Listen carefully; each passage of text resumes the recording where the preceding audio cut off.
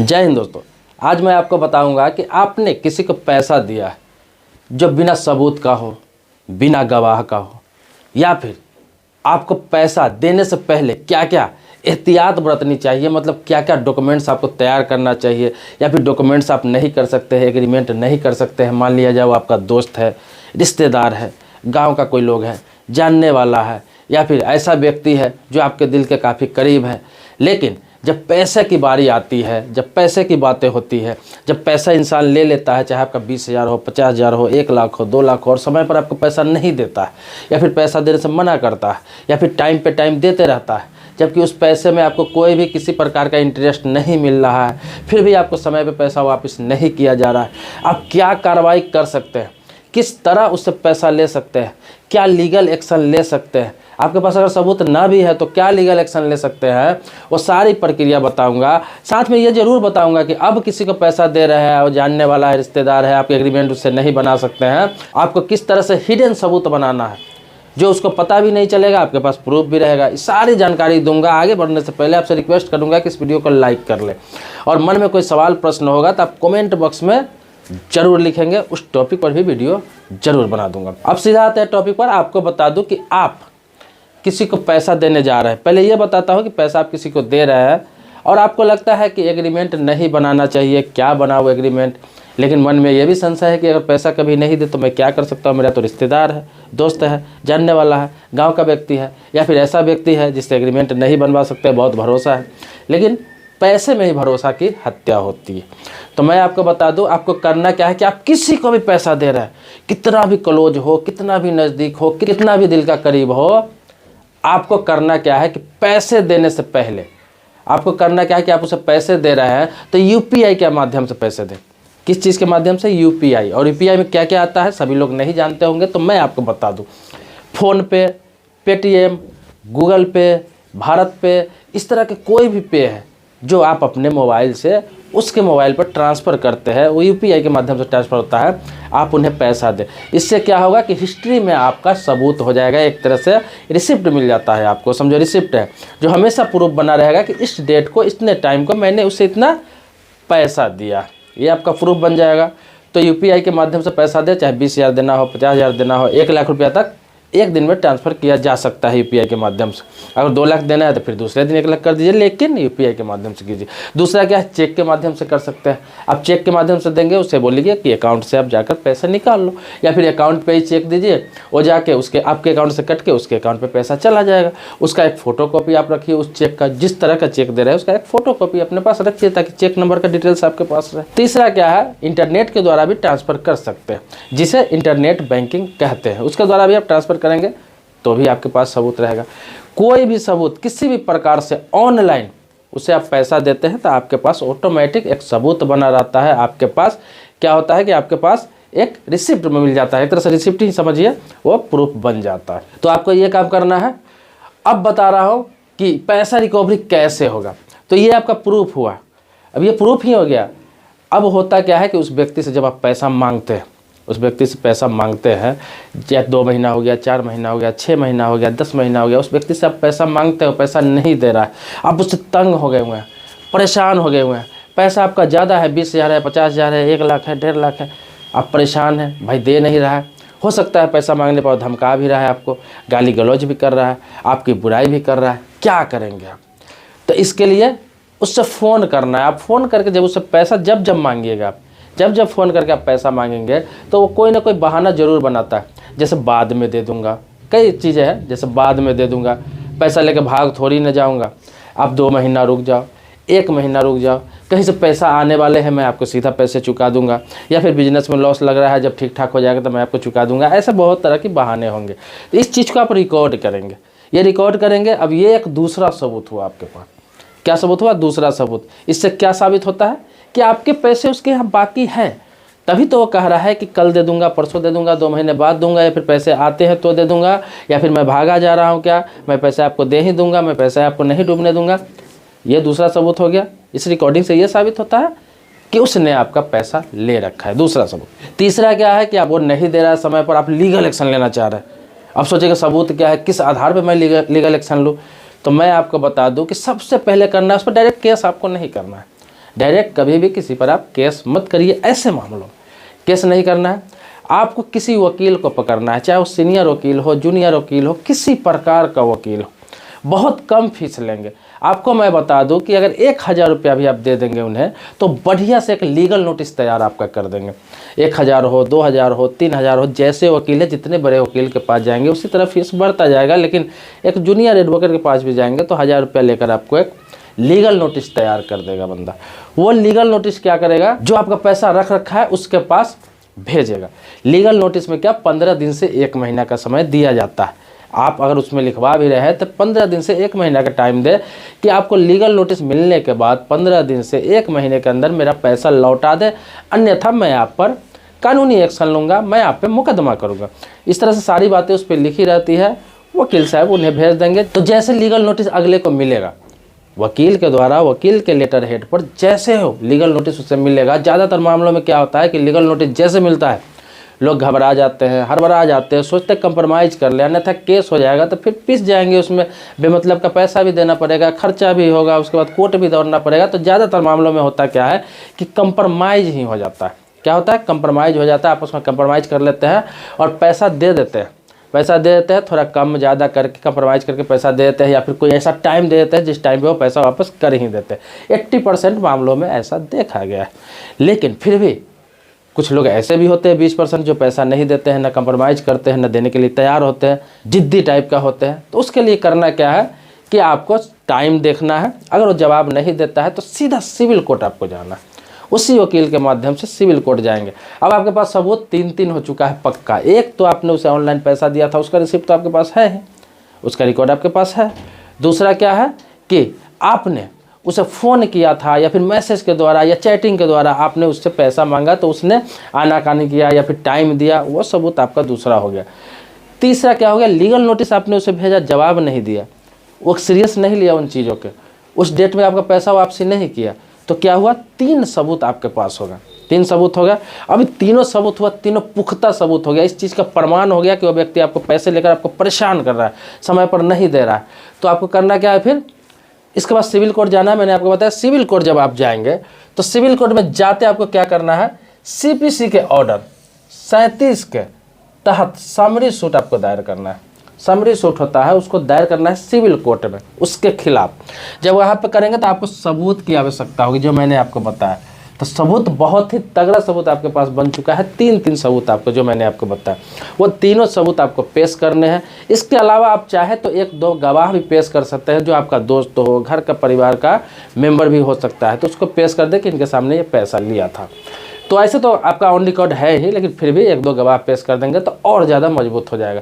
किसी भी हालात में, मैं बता रहा हूँ गारंटी के साथ, किसी भी हालात में जजमेंट आपके पक्ष में ही आएगा, आपके पक्ष में ही फैसला आएगा, और किसी भी हालात में उसे पैसा देना पड़ेगा। अब क्या है, केस हो जाएगा तो जो पैसा आपका उसके यहाँ बाकी था, अब उसे डबल पैसा देना पड़ेगा। आपने उसे 20,000 दे रखा तो उसे 40,000 देना पड़ेगा, 40,000 दे रखा है तो 80,000 देना पड़ेगा, 1 लाख दे रखा है तो 2 लाख देना पड़ेगा। मतलब सीधा कोर्ट किसी भी हालात में ऑर्डर करती है तो डबल का ऑर्डर करती है, और डबल पैसा उसे किसी हालात में देना होगा। हो सकता है आपको परेशान किया, केस करने पे मजबूर किया, हो सकता है अलग से जुर्माना भी देना पड़े, ज़्यादा परेशान किया है तो उसे जेल भी जाना पड़े। अब मैं आपको बता दूं कि जेल क्यों जाना पड़ेगा। जैसे कि आपने केस किया उस पर सिविल कोर्ट में, समरी सूट, वो केस चल रहा है, लेकिन आपको अगर धमका चुका है, पहले से गाली दे चुका है, या फिर परेशान कर चुका है, या किसी प्रकार का आपराधिक आपके साथ कृत्य कर चुका है, तो आप क्या करेंगे, आप बाद में उसके साथ साथ ये भी कर सकते हैं कि उस पर क्रिमिनल केस भी कर सकते हैं। क्रिमिनल केस मैं बता दूं, क्रिमिनल केस कर सकते हैं। जो ये जो मामला है ना, ब्रीच ऑफ ट्रस्ट का मामला है, जिसे चीटिंग कहते हैं, 420 भी कह सकते हैं, 420 भी। तो ये चीटिंग जो 420 आमतौर पर कहते हैं कि 420 किया है मेरे साथ, तो ये चीटिंग का मामला है, ब्रीच ऑफ ट्रस्ट का मामला है, आपके साथ धोखाधड़ी, फ्रॉड। तो आप क्रिमिनल केस भी उस पर कर सकते हैं। आप क्रिमिनल केस करने आप थाना जाएंगे, चौकी जाएंगे, कहीं भी जाएंगे, तो होता क्या है आमतौर पर कि वहाँ से ऐसे केसों को आपको टालता है, वहाँ से टालता है, या फिर केस नहीं लेगा। तो आपको घबराने की ज़रूरत नहीं है, आपको कोर्ट ही जाना है, और कोर्ट में जाकर आपको उस पर क्या करना है, ब्रीच ऑफ ट्रस्ट का मामला दायर कर देना है और उस पर केस कर देना, क्रिमिनल केस कर देना है कि मुझे धमकाता है, गाली बकता है, ऐसे ऐसे केस इस पर पहले से चल रहा है, जो सिविल कोर्ट में मैं मुकदमा दायर कर चुका है, मेरे पैसे रख चुका है और जब पैसे मांगता हूँ तो मुझ पर हमला करवाने का प्रयास करता है, जान से मारने की धमकी देता है, तो क्रिमिनल केस भी आप कर सकते हैं। अगर ऐसा नौबत आए, अगर ज़्यादा परेशान आपको कर रहा है, धमकी दे रहा है, गाली बक रहा है, तो कह रहा, नहीं तो ये केस काफ़ी है, सिविल कोर्ट में जो आपने किया है समरी सूट, ये काफ़ी है, आपका पैसा रिकवरी हो ही जाएगा। ये तो मामला हुआ कि आप पैसा अब देने वाले हैं तो आपको क्या क्या सतर्कता बरतनी चाहिए वो मैं बताया। अब मैं बता दूं, बहुत लोग ऐसे होंगे जो पहले से पैसा किसी को दे चुके होंगे, लेकिन उनके पास ना कोई सबूत है, ना कोई गवाह है, कुछ भी नहीं है, क्योंकि उन्होंने कैश उन्हें पैसा दिया, चाहे दोस्त हो, रिश्तेदार हो, कोई जानने वाला या फिर किसी और को पैसा दिया, लेकिन सबूत उसके पास नहीं है। पैसा ज़्यादा दे चुके हैं, 20,000, 40,000, 50,000, 1 लाख, 2 लाख, और सबूत उसके पास है नहीं। तो उन्हें क्या करना है, अब बताता हूँ सबूत कैसे बनाना। इसमें भी आपको उसी प्रकार से थोड़ा दिमाग का इस्तेमाल करना पड़ेगा।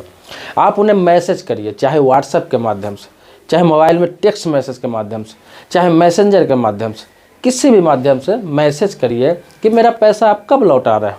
उसमें ये बात लिखिए कि आपने मुझसे इतना इतना पैसा लिया था, इतने तारीख को, इतने दिन हो गए, अभी तक आपने पैसा नहीं दिया, आप पैसा कब लौटा रहे। होगा क्या कि उसका जवाब तो आएगा ही आएगा। जवाब ये आ सकता है कि पैसे दे दूंगा, या फिर फलाने डेट को दूंगा, या फिर अभी मैं भागा जा रहा हूँ, क्या थोड़ा परेशानी है, मैं बाद में दे दूंगा, या फिर नहीं दूंगा, कुछ भी जवाब आ सकता है। या फिर नहीं दूंगा तो क्या कर लोगे, या फिर अभी नहीं है, बहुत परेशानी में हूँ, देखता हूँ, होगा तो देंगे, बहुत सारी बातें हो सकती, कुछ भी जवाब आ सकता है। अब जवाब कुछ भी आए, आप समझ लीजिए, जवाब कुछ भी आए, लेकिन इससे तो ये साबित होता है कि आपने उससे पैसा मांगा और जवाब में कुछ भी आए तो इससे एक्सेप्ट तो हुआ कि हाँ पैसे बाकी है, तभी तो इस तरह की बातें कर रहा है। तो ये भी एक सबूत हो जाता है कि बाद में दे दूंगा या फिर नहीं दूंगा, क्या भागा जा रहा हूँ क्या। इससे ये साबित हो जाता है कि उसने आपसे पैसे लिए हैं, जब आपने पैसे मांगे तो ये जवाब उसका आया।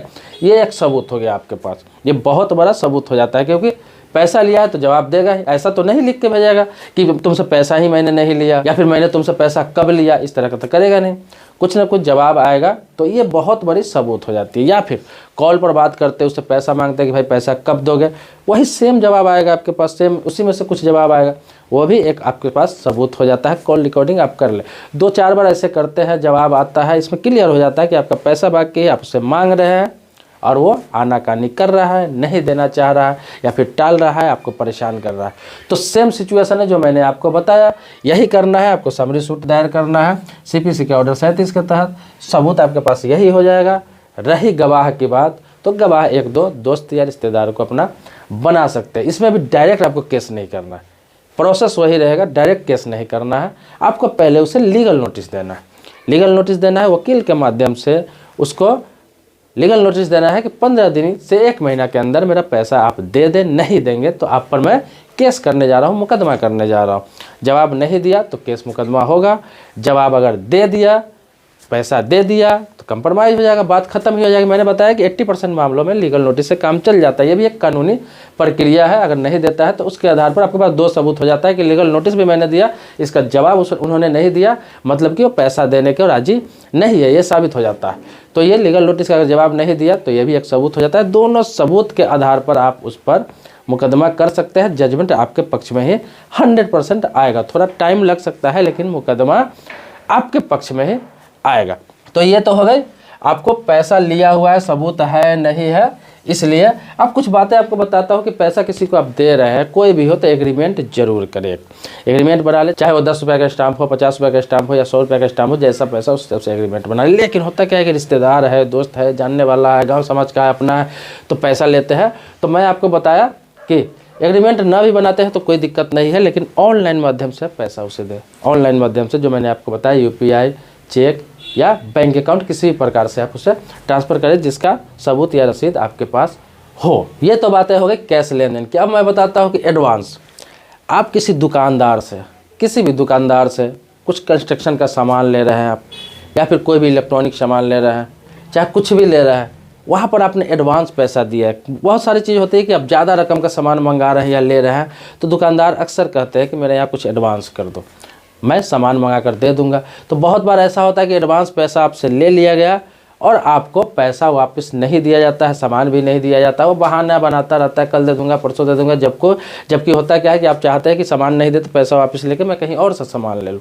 अगर वो आपको परेशान कर रहा है, आपको टेंशन दे रहा है, तो उस पर भी एडवांस देकर अगर नहीं दे रहा है, कभी भी एडवांस किसी को दे तो रिसिप्ट जरूर ले। ये याद रखिए कि लाख विश्वासी दुकानदार हो, दुकान के नाम से जो पर्ची होता है, रसीद होता है, वो जरूर ले, उसके सिग्नेचर के साथ में एक प्रूफ ले, या फिर उसे एडवांस पैसा दे तो ऑनलाइन ही करे, फ़ोन पे से करे, गूगल पे से करे, या फिर कोई चीज़ से करे। जो स्कैनर लगा होता है हर दुकान पर आप देखेंगे स्कैनर लगा होता है, उससे आप एडवांस करें। इससे पता क्या चलता है कि आपने उसे पेमेंट किया है, तो उस माध्यम से आप करें। इससे क्या होता है, आपके पास सबूत रहेगा। अगर वो एडवांस लेकर सामान नहीं देता है, पैसा वापस नहीं देता है, तो वो भी क्या आता है, किस चीज़ में आता है, मैं आपको बता दूं कि बीच ऑफ ट्रस्ट का मामला आता है, वो भी चीटिंग का मामला आता है। उसमें भी आप क्या कर सकते हैं, उसको पैसा रिकवरी के लिए आप लीगल नोटिस कर सकते हैं, उपभोक्ता फोरम जा सकते हैं। उपभोक्ता फोरम जाएंगे तो उस पर जुर्माना भी होगा, उसका दुकान पे लाइसेंस भी रद्द हो सकता है। आपका जितना भी खर्च होगा कोर्ट जाने में, हालांकि खर्च उपभोक्ता फोरम में जाने में खर्च नहीं होता है, उपभोक्ता के लिए होता है, ज़्यादा खर्च नहीं होता है। आप खुद से भी पटिशन लिख के दे सकते हैं, एप्लीकेशन लिख के दे सकते हैं, खुद से अपनी बात रख सकते हैं। लेकिन आपका जो समय बर्बाद होगा, टाइम बर्बाद होगा, आने जाने खर्चा होगा, सारा उपभोक्ता फोरम उससे दिलाएगा, पैसा भी आपसे दिलाएगा। अगर ज़्यादा रकम है, 20,000 है, 25,000 है, 50,000 है, 1 लाख है, 2 लाख है, तो फिर वो काफ़ी मुसीबत में पड़ जाएगा। उसे डबल पैसे भी देने होंगे, सारा खर्चा भी देना पड़ेगा। तो ये सब प्रोसेस है। मैं आपको बता दूँ कि इसमें क्या होता है, जो मैंने एडवांस की बात की, इसमें क्या होता है, इसमें इंडियन कॉन्ट्रैक्ट एक्ट सेक्शन 23-24 इसमें लगता है। इसके आधार पर होता क्या है कि आपका पैसा किसी भी हालात में रिकवरी होता है। इंडियन कॉन्ट्रैक्ट एक्ट कहता क्या है कि आप किसी के पैसा लेकर धोखाधड़ी नहीं कर सकते हैं, बेईमानी नहीं कर सकते हैं, क्योंकि अगले ने भरोसा पे आपको पैसा दिया है। यहाँ भी ये चीज़ आता है, यहाँ भी मैं आपको बता दूँ, यहाँ भी बीच ऑफ ट्रस्ट और चीटिंग का मामला आता है। यहाँ भी क्रिमिनल केस आप कर सकते हैं। आपको ज़्यादा परेशान करता है, धमकी देता है, पैसा नहीं देने का आपका धमकी देता है, या फिर मारने की धमकी देता है, गाली गलौज करता है, तो वहाँ भी उस चीज़ को आप लागू होता है, वहाँ पर भी उस चीज़ का उपयोग कर सकते हैं। दोस्तों मैं आपको बता दूं कि पैसे के लेन देन कोई भी, मैं कहता हूँ नहीं करें। दोस्ती में हो, रिश्तेदारी में हो, किसी प्रकार से आप पैसे के लेन देन कोशिश करें ना के बराबर करें, क्योंकि पैसा एक ऐसा चीज़ है जो आपका रिश्ता पुराना से पुराना दोस्ती है, रिश्तेदारी है, सब खत्म कर देता है। होता क्या है कि अगर 200, 400, 500, 1000, 2000 का मामला हो, आप चाहते हैं कि पैसा अगर उतना मुझे ना भी दे तो कोई फ़र्क नहीं पड़ेगा, उतना तक पैसा आप उधार दे सकते हैं, कर्ज दे सकते हैं अपना दोस्तों में, रिश्तेदारी में, या फिर किसी जानने वालों में। लेकिन आप 50,000, 20,000, 1 लाख, 2 लाख, 5 लाख रुपये इस उम्मीद से देते हैं कि समय पर मिल जाएगा, मेरा काम हो जाएगा, वो बंदा दे देगा। अगर हो ना हो, नहीं दे पाया, उसका नीयत ख़राब हो जाए। बहुत लोग जानबूझ के भी पैसा वापस नहीं करते, इसमें रिश्ता ज़्यादा ख़राब होता है। 80-90% रिश्ता जो होता है, रिश्तेदारी और दोस्ती ख़राब होती है सिर्फ पैसे की वजह से। आप जब उस पर रिसर्च करेंगे तो आपको पता चलेगा कि ज़्यादातर रिश्ता, 90% रिश्ता लगभग पैसे की वजह से ख़राब होता है, पैसा के लेन देन की वजह से ख़राब होता है। इसलिए कोशिश करें कि पैसा के लेन देन उतना ही करें जितना आप बर्दाश्त कर सके, जितना आप उसे छोड़ सके, ताकि रिश्ता बना रहे। ये सोच के आप उसे पैसा देंगे कि पैसा मुझे वापस मिल जाएगा, तो हाँ मिल भी सकता है, ये मैं नहीं कहता वो नहीं मिल सकता, पैसा मिल भी सकता है, लेकिन आप उतना ही दें जितना लगे कि अगर ना भी मिले तो मुझे कोई फ़र्क नहीं पड़ेगा। क्योंकि अपना पैसा देकर फिर केस मुकदमा में पड़ना, रिश्तेदारी ख़राब करना, अगले से फिर दुश्मनी मोल लेना, ये अच्छी बात नहीं है। ज़्यादा बड़बोलापन न बने। होता क्या है कि अक्सर लोगों के पास थोड़ा पैसा आ जाता है, लोगों को कहने लगता है मैं ये कमाता हूँ, इतना कमाता हूँ, मेरे पास इतना पैसा है, मुझे ये है मेरे पास। इससे क्या होता है कि रिश्तेदार है, दोस्त है, जानने वाले उम्मीद पाल लेते हैं। अब उम्मीद पाल लेते हैं तो उससे क्या होता है, कभी भी उसके पास बुरा वक्त ना भी होगा, कभी पैसे की ज़रूरत होगी तो पहले आपको याद करेगा, क्योंकि आप बता चुके हैं कि मेरे पास बहुत पैसे हैं, और आपसे पैसे मांगने आएंगे, आप किसी भी हालात में आप देंगे ही उसे पैसे, और रिश्ता ख़राब हो जाता है। इससे बेहतर है कि आप बहुत कमाते हैं, अच्छा कमाते हैं, कितना भी पैसे है आपके पास, हमेशा रिश्तेदार हो, दोस्त हो, कोई जानने वाला हो, कोई भी व्यक्ति हो, पैसे की बात जब आई तो आप सिर्फ यही बताएं कि इतना कमा लेता हूँ जितना से मेरा काम चल जाता है, घर अच्छे से चल जाता है, बच्चे की पढ़ाई अच्छे से चल जाती है, गाड़ी अच्छे से मेंटेन हो जाता है, लेकिन कोई खास बैलेंस मेरे पास पैसा नहीं रहता है, सारे कहीं ना कहीं पैसे इन्वेस्ट किया हुआ है। इससे क्या होगा, उसको लगेगा कि पैसे इसके पास नहीं रहते हैं, कहीं ना कहीं लगा हुआ है, पैसे नहीं मांगेंगे। आप कितने भी पैसे वाले हैं, रिश्तेदार जल्दी आपसे पैसे नहीं मांगेंगे, दोस्त आपसे पैसे नहीं मांगेंगे, उतना ही मांगेंगे, उनको पता है कि दे सकता है 2,000, 3,000, 4,000, 5,000, ज़्यादा पैसे का प्रेशर नहीं करेगा। तो ये एक दिमाग में रखिए इस तरह की बात है। रिश्तेदारी बचाना है, दोस्ती बचाना है, क्योंकि आप मना करेंगे तो थोड़ी देर के लिए उसे बुरा लगेगा, लेकिन रिश्तेदारी खत्म नहीं होती है। बुरा लगता है, रिश्तेदारी खत्म नहीं होती है। तो दोस्तों मेरे चैनल पर नए हैं, पहली बार आए तो चैनल को सब्सक्राइब कर लीजिए। मेरे पुराने सब्सक्राइबर, इसके लिए कोटि कोटि धन्यवाद देता हूँ, आभारी हूँ आपका। मिलते हैं नेक्स्ट वीडियो में जो आप ही के मुद्दे पर होगा। तब तक के लिए शुक्रिया, धन्यवाद। जय हिंद दोस्तों।